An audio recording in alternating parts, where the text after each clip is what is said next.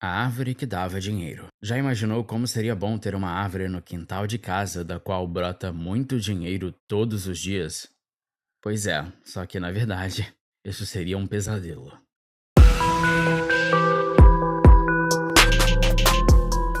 Este é o Visão Libertária, sua fonte de informações descentralizadas e distribuídas. A Árvore que Dava Dinheiro é um livro infanto-juvenil escrito por Domingos Pellegrini, em 1981, bem no início da famosa década perdida brasileira, na qual o país sofreu com uma terrível hiperinflação. Curiosamente, o livro até parece uma espécie de premonição exagerada e bem-humorada do que estava por vir. Apesar de ser um livro infanto-juvenil com apenas 60 páginas, o autor consegue mostrar de forma hilária como funciona a inflação, além de apresentar conceitos como oferta e demanda de forma até melhor do que certos livros ditos científicos. A história se passa em uma cidade fictícia do Brasil, chamada Felicidade, uma cidade pequena e pobre, na qual vivia um velho pão duro que economizava em tudo para acumular dinheiro e propriedades.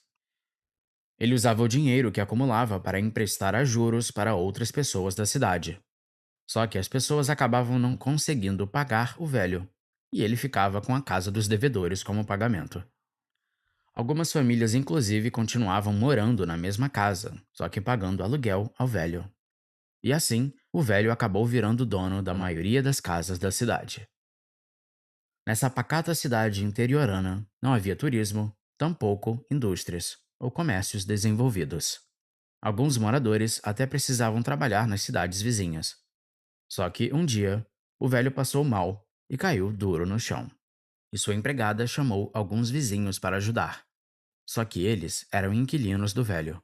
Então, ficaram automaticamente eufóricos com a ideia de que o velho poderia estar morrendo. A notícia se espalhou pela cidade. Parecia que estava acontecendo um evento. Pessoas nas ruas procurando informações sobre o velho, perguntando sobre testamento, ligando umas para as outras, sem parar, atrás de notícias. Algumas até indo acompanhar de perto a situação. Posteriormente, o povo descobriu que, em seu testamento, o velho deixava as casas para seus inquilinos, mas com uma condição. Em exatos 2 anos após a morte do velho, as pessoas tinham que ir ao cartório registrar a casa, ou então ela passaria para a prefeitura. Mas, além disso, havia outra condição. O velho havia deixado 3 sementes e era necessário plantá-las durante uma cerimônia pública na praça da cidade. Só que ninguém ouviu mais nada depois que descobriram que ficariam com as casas. A cidade estava em festa.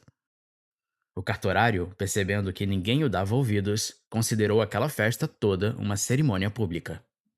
Cavou um pedaço de terra na praça com os pés e jogou as sementes. Os meses foram passando e a árvore começou a surgir no local. Em apenas 6 meses, a árvore já estava maior do que um homem, e as pessoas já aproveitavam sua sombra. Até que um dia, um fato curioso aconteceu. Começaram a surgir notas de dinheiro no chão da praça. A princípio, ninguém notou que vinham da árvore, e começaram a catar dinheiro do chão calados. As pessoas observavam de longe uma multidão procurando algo no chão. Quando se aproximavam e percebiam que tinha dinheiro no chão, começavam a catar também. Até que alguém percebeu que elas vinham da árvore. Então, começaram a arrancar pedaços da árvore até que sobraram somente as raízes. O processo foi tão violento e desesperado que as pessoas se machucaram cavando com as próprias mãos e peneirando a terra para pegar raízes, até que não sobrasse mais nada. A ideia era plantar no quintal de casa para ver se dava mais dinheiro. As notas eram perfeitas, idênticas às emitidas pelo Banco Central. Não tinha como distinguir as notas da árvore das outras. A partir daí, começa a primeira distorção de mercado causada pela árvore. Como muitas pessoas haviam plantado mudas da árvore em seus quintais, elas esperavam que, em pouco tempo, teriam grandes quantidades de dinheiro. Por isso, começaram a fazer encomendas aos comerciantes. E esses, esperando um aumento na demanda dos produtos, começaram a aumentar ainda mais os estoques, sonhando que, quando as árvores dessem dinheiro, a clientela iria comprar sem parar. Uma cidadezinha pacata do interior, de repente, teve um boom de encomendas. Pior, As pessoas começaram a pedir demissão porque já não viam mais sentido em trabalhar, visto que em breve seriam muito ricas graças às árvores. E os comerciantes, que também tinham mudas da árvore no quintal, fecharam seus comércios. E assim, a cidade foi se transformando numa cidade fantasma. Ninguém fazia mais nada. Só ficavam em casa, esperando as árvores darem dinheiro. A situação chegou a tal ponto que um bêbado precisou ir andando até outra cidade comprar pinga, porque todos os bares da cidade estavam fechados. Será que isso te lembra algum grande evento recente? Hum. Certo dia, bem cedinho, notas novinhas começaram a cair das árvores em toda a cidade. E prontamente as pessoas saíram às compras. Eis aqui um trecho dessa parte do livro. O traseiro do boi estava pendurado, e o açougueiro tirou o colchão com uma arte de médico. Deitou no cepo a carne sangrenta. Quantos bifes, dona? Tudo. Ele pesou. São 6 quilos, dona. Ela abriu as mãos, estendeu uma nota novinha. Ele embrulhou o colchão. Ela agarrou logo e jogou a nota no balcão. Pode ficar com o troco. Assim começou o dia da inflação. Até que de noite, uma mala de dinheiro não conseguia comprar uma caixa de fósforos. Enquanto as pessoas saíam de casa para comprar, as árvores davam mais e mais dinheiro, de modo que ao voltarem para casa com as coisas e verem que tinham mais dinheiro, saíam novamente para comprar mais coisas. E como todo mundo na cidade tinha muito dinheiro e queriam comprar tudo, os preços foram subindo rapidamente ao longo do dia. As últimas compras foram feitas no final do dia, já em formato de leilões. Aos comerciantes só restaram grandes quantidades de dinheiro no estoque, enquanto que o resto da cidade, além de muito dinheiro, tinha agora muitas bugigangas. Depois que a euforia das compras passou, as pessoas começaram a sentir um vazio. Algo estava errado. Já tinham tanto dinheiro que nem tinham mais onde guardar, e as árvores continuavam a dar mais dinheiro. Muitos começavam a planejar se mudar da cidade. As primeiras pessoas, ao atravessarem a ponte, olharam na bagagem e perceberam uma coisa inusitada. O dinheiro tinha sumido, e no lugar tinha apenas um farelo. Então, elas voltaram para a cidade, e logo a notícia se espalhou. Pessoas corriam desesperadas para a ponte para ver se era verdade. Alguns comerciantes, ao perceberem que tinham se endividado comprando todas aquelas mercadorias e que agora só restava farelo, enlouqueceram. Essa situação lembra bem o que acontece em países onde ocorre a hiperinflação. Num primeiro momento, o mercado se aquece, as pessoas compram mais e parece que está tudo muito bom. Mas logo as pessoas começam a perceber que, na verdade, aquele dinheiro não tinha valor nenhum. E assim como nessa história, a moeda emitida em um país não necessariamente é aceita em outro, principalmente quando perde seu valor tão rapidamente por conta da impressão desenfreada. As pessoas da cidade eram milionárias, apenas no valor nominal, porque, na realidade, nada havia mudado. Ao perceberem que o dinheiro não tinha mais valor, as pessoas começaram a praticar o escambo para fazerem trocas e obterem aquilo que queriam. Depois do dia de compras, cada pessoa tinha uma quantidade enorme de itens sem muito propósito, já que saíram comprando só por comprar. Cedinho, no dia seguinte, um homem saiu de casa, bateu palma no vizinho. Bom dia, vocês compraram muito sapato, não foi? Mais de 20 pares. Pois eu comprei muito pano. Nem se viver mais 50 anos eu vou usar tanta roupa. Mas o sapato tá furado, então pensei numa troca. E assim começaram as trocas. Quem tinha muita lataria trocou por arroz e feijão. Quem tinha muitas panelas trocou por comida para cozinhar nas panelas velhas. Quem tinha muitas agulhas ou penicos ficou sem ter com quem trocar. E quem tinha muitas conservas ia de porta em porta. Quem queria um revólver tinha de antes trocar por 5 galinhas, porque o dono do revólver queria galinha em vez de farinha. Mas o dono das galinhas também não queria farinha, queria vinho. Então, o cidadão tinha que trocar a farinha por vinho, o vinho pelas galinhas, mas aí o revólver já tinha sido trocado por um casaco e 2 calças. E o novo dono do revólver não queria vinho, queria camisas em troca de calças. E assim por diante. Mas tudo foi dando certo no fim das contas.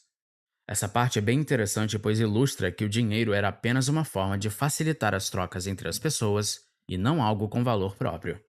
Assim que o dinheiro deixou de cumprir seu papel, as pessoas naturalmente voltaram ao escambo. Essa mesma situação você consegue ver no caso da Venezuela. Mas se você pensa que parou por aí, tem mais. As árvores se mostraram verdadeiras pragas, crescendo muito e nascendo outras com qualquer broto que caísse no chão, dando dinheiro sem parar, de modo que as pessoas precisavam queimar todos os dias grandes quantidades. A notícia se espalhou pelo país e pelo mundo. Vieram repórteres e turistas para conhecer tais árvores que davam dinheiro. E os turistas estavam interessados em uma coisa: o dinheiro das árvores. Queriam rasgar, queimar, molhar, fazer tudo o que não podiam com o dinheiro de verdade. Além de, é claro, ver ele se esfarelar na ponte da cidade. Então, os moradores da cidade começaram a perceber que poderiam ganhar dinheiro prestando serviços aos turistas. Logo, as pessoas abriram restaurantes, hotéis, comércios em geral, criaram passeios com guia de turismo, tudo para atender às demandas que iam surgindo. A farra era tanta com o dinheiro das árvores que, quando faltava papel higiênico, os turistas usavam o dinheiro. E a prefeitura aproveitou tudo isso para aumentar os impostos. Óbvio. Mas quando tudo parecia bem, as árvores pararam de dar dinheiro. Do nada. Mas os turistas não paravam de chegar, e eles queriam fazer as mais diversas atividades com o dinheiro de mentira. Então, o que antes era abundante passou a ser escasso. Aqui segue um trecho dessa parte do livro. Então, os meninos começaram a vender dinheiro. Logo, os bares e as lojas também começaram. E de novo, os turistas puderam rasgar dinheiro à vontade. Quanto mais rasgavam e queimavam, mais aumentavam os preços. No começo, uma nota verdadeira comprava uma dúzia de felicidades, nome inventado pelos meninos para o dinheiro das árvores. Depois, uma nota valia outra. Duas valiam uma, até que uma dúzia de notas verdadeiras comprava apenas uma felicidade. Os turistas também começaram a racionar. Você rasga metade, filho. Sua irmã rasga a outra metade, diziam. Assim, o que antes era usado até como papel higiênico, passou a valer mais por conta da escassez. E é justamente assim que funciona o mercado. A cidade aprendeu na prática que os moradores só ficaram ricos de verdade quando passaram a oferecer os serviços demandados pelos turistas. Comércio gera valor. Imprimir dinheiro, não. No fim, depois que as árvores pararam de dar dinheiro e os turistas foram embora, as árvores continuaram a se multiplicar pela cidade, crescendo tanto que começaram a danificar as casas por conta das suas raízes profundas e fortes. As pessoas foram atrás do governo para dar um jeito nisso e remover todas as árvores. Mas os políticos consideraram que o dinheiro que seria gasto nisso era muito para uma cidade com tão poucos eleitores. Pois é, o mesmo governo que na época da fartura dos turistas havia aumentado os impostos. Mas piora. Lembra que as pessoas tinham que registrar a casa depois de 2 anos da morte do velho para que a casa não ficasse para a prefeitura? Então, com tudo o que aconteceu, a data passou e as pessoas esqueceram. A prefeitura ficou com todas as casas e os habitantes passaram a pagar aluguel para a prefeitura. As únicas diferenças entre essa história e o que acontece no mundo real é que a árvore que dava dinheiro é o governo.